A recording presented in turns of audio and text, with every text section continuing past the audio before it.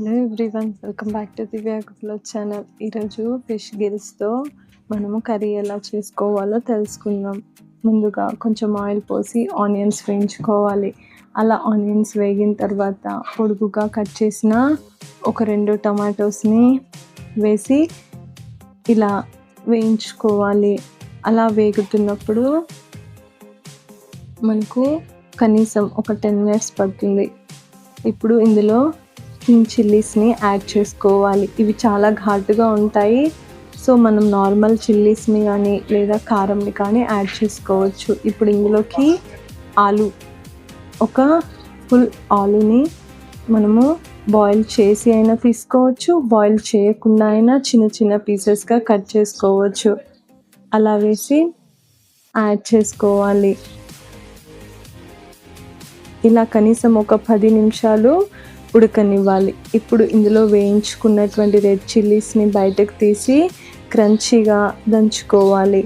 ఆలోపు ఇందులోకి కలర్ఫుల్గా కనిపించడానికి కొంచెం ఫుడ్ కలర్ అయినా యాడ్ చేయొచ్చు, లేదా లైట్గా కారం పొడి అయినా వేస్తే సరిపోతుంది.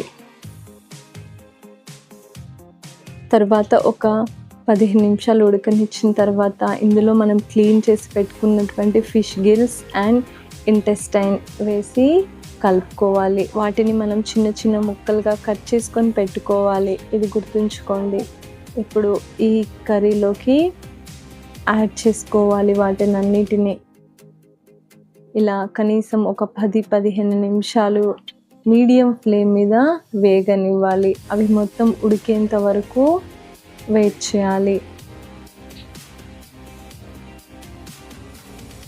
ఆ తర్వాత మనము ఫిష్లో ఎగ్ ఉంటుంది కదా, ఆ ఎగ్ని కూడా యాడ్ చేసుకోవాలి. అవి ఉడికిన తర్వాతే మనము ఎగ్ని యాడ్ చేసుకోవాలి.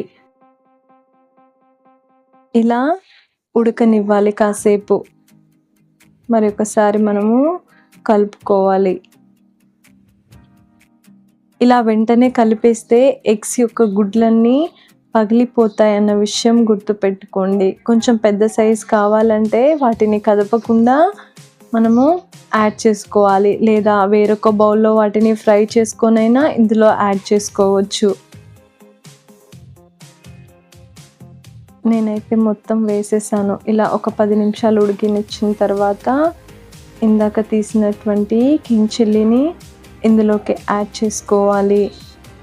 అలాగే అల్లం వెల్లుల్లి పేస్ట్ని కొంచెం యాడ్ చేసుకోవాలి. ఒకసారి ఇలా కలిపేసి మనము ప్లేట్ పెట్టేసి లో ఫ్లేమ్లో వేయించుకోవాలి. ఈ విధంగా పొడి పొడిగా ఉంటుంది. ఇది మామూలుగా అయినా తినేయచ్చు, అన్నంలో కలుపుకొనైనా తినేయచ్చు.